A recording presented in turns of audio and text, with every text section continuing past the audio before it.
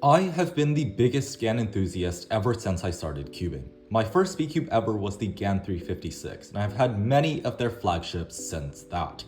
I have even bought their most expensive cube they've ever made. Thus, when the GAN 15 Maglev was released, I was excited beyond anyone. On paper, it was the perfect cube. I'd prepared to make this my main and even had an entire video planned out to praise this cube. When I actually turned it, I knew something didn't feel right about it. It completely missed my expectations. And I never want to make a video about something that wasn't true. So I spent a whole week exploring dozens of settings and doing hundreds of solves to try to get this cube to resonate with me. But it never did. Until yesterday night, something suddenly clicked in my head. No, I didn't find the right setting. In fact, I realized something rather startling. The GAN 15 is the perfect cube, but it's not for me, and it's probably not for you, and possibly not for most of the cubers in the world. And being someone who has loved GAN since the start, this honestly was very difficult for me to admit. But let's talk about it. Thank you to SpeedCube Shop for sponsoring this video. This is the GAN 15 Maglev, GANCUBE's 2024 flagship puzzle. This guy comes in at the standard 56mm size and is available in two finishes. A less grippy matte finish, as well as the shiny, more grippy UV coated finish, which I have right here. However, the most exciting part about this cube is undoubtedly its weight. It comes in at just 58.6 grams, blowing the competition out of the water in that spec. Or I should really say, at that weight, it would barely make a splash. And when you pick it up, it is amazing. It's almost like picking up air. And while lighter things typically feel cheap, it is the complete opposite here. Just picking up this cube is the most premium experience you'll ever feel. However, when looking at this cube as a whole, that's where things start falling apart. For me, GANCUBE has always been about three key principles: the premium quality, the customization, and fast, smooth turning. As I've said, the build quality is amazing. But to be honest, that's something I should probably expect from a $70 cube. Now, don't get me wrong, this is in fact quite expensive, but I will give GAN credit where it's due.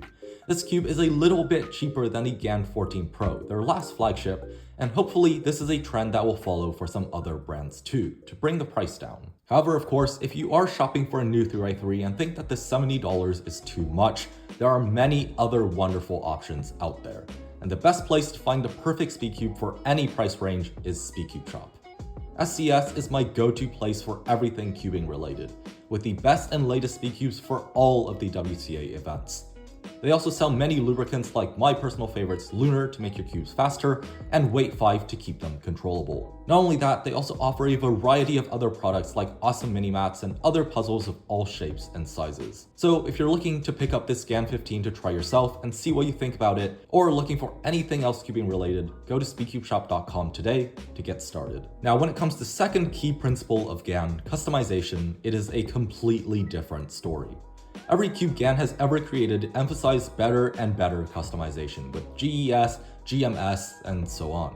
In fact, last year's GAN 14 touted 1,296 tuning possibilities as one of the main reasons to upgrade. But this year, GAN scaled it back. Let's talk about what customization we have left. Of course, we still have our dual adjustment system with 6 tension settings and 6 elasticity settings. To access the settings, they have provided this tool to open the center caps, which is really nice. Simply put it into the center cap and press the button on top. This will remove the center cap and expose the settings to customize. Then you can also use the fire hydrant they provide to adjust all of these settings. In addition to this dual adjustment system, we also have the ability to switch out the corner stocks to get 3 different magnet strengths. And well, that's about it. Compared to last year where we had 12 corner magnet settings, 9 more than this year, as well as the additional 3 edge magnet settings, we're only left with a fraction of the GAN 14's customization. But removing these settings is not for nothing. Any additional complexity in a system causes it to be intrinsically clunkier. Naturally, by removing these systems, the performance will get better, at least in theory. And that leads us to the last principle of GANCUBE, turning. They have made this sacrifice by removing the customization and redesigning all of the pieces, hoping that the turning will be much better, hoping to create the best Rubik's Cube on the market. But I'll be honest with you here. For most people, it's really not. And don't get me wrong, it's definitely a great cube. One of the best cubes I have ever tried, and undoubtedly one of the best cubes ever made. But it's really not the best. And the problem boils down to something interesting that I just came to notice about GANCUBE yesterday. They say that they have been trying to design the best cube ever, but what they've left out in that statement is they're designing the best cube ever for world record holders. The best cube ever for what I'd even say are the perfect cubers. And in that process, they've left out everyone else. Me, and you, and 99% of the rest of the cubing community. This cube turns amazingly with one prerequisite: near perfect turning. If you turn extremely accurately, this cube is definitely for you. And in the occasions where I have good turning, this cube's performance blows my mind. But if you have even slightly inaccurate turning, this cube either catches or locks, completely breaking your flow. Especially when you consider all of the tuning that you can do with the GAN 15, it really shocked me that there wasn't a single setting that really worked. And I've been through a good amount of these settings, but in fact, I can show you what's going on with these settings with some basic reasoning. The customization is measured in 2 dimensions: tension, how loose the cube physically is, and elasticity, or how loose the cube feels when you're pulling it apart and turning. Let's take a look at what happens when each of these settings are either tight or loose. When both are loose, the cube feels essentially unusable. It's very unstable and somehow still manages to catch on itself. When both are tight, the cube feels bad and is not forgiving at all. When elasticity is loose and tensions are tight, it feels alright, but of course it still catches. When elasticity is tight and tension is loose, this is the only setting that is somewhat usable for me.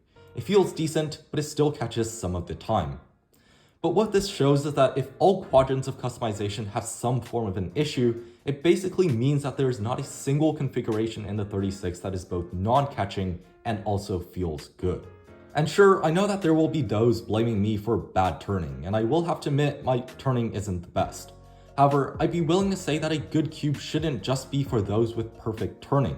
And even so, it should at least have a setting that is decently forgiving and doesn't catch like crazy, especially in the 36 elasticity and tensions that are available. Not only that, one also has to consider the price tag. $70 is a hefty amount to spend on a Rubik's Cube, especially for one that isn't on the tippy top of the spectrum. It seems a bit off for GAN to be selling it for so much. There are much better, cheaper options out there, like my personal favorite, the Warden V9. And it's also fair to mention that I am not endorsed by either side to say which cube is better. This is all just my personal opinion. In the end, here's my verdict. If you have liked GAN cubes in the past, this one is definitely for you. This GAN is possibly one of the best they have ever made, and I'll have to give that to them. It's crazy light, and the turning is great when you're turning accurately. And if you know that's how you turn, definitely pick this up if you have the budget. But for those who know that even sometimes they may turn inaccurately, this cube is not for you. There is essentially not a single setting on here that makes it more forgiving while still being a reasonable cube to solve on. So sure, GANCUBE has catered to their most important audience, those at the top, the best of the best. But in the process, they've alienated those who actually matter most, the common people, you, me, and nearly everyone else. So perhaps GAN has created the best cube ever. Perhaps this is indeed the perfect cube. And perhaps this cube will go on to break world records. But the truth is, at least for now, GANCUBE is no longer the best brand for the average consumer that isn't breaking world records. And because of that, as honestly sad as it may be for me, I think it's time to say goodbye to the company that I've trusted for so many years. Say goodbye to the perfect company. Goodbye, GANCUBE. I'll see you guys next time. Peace.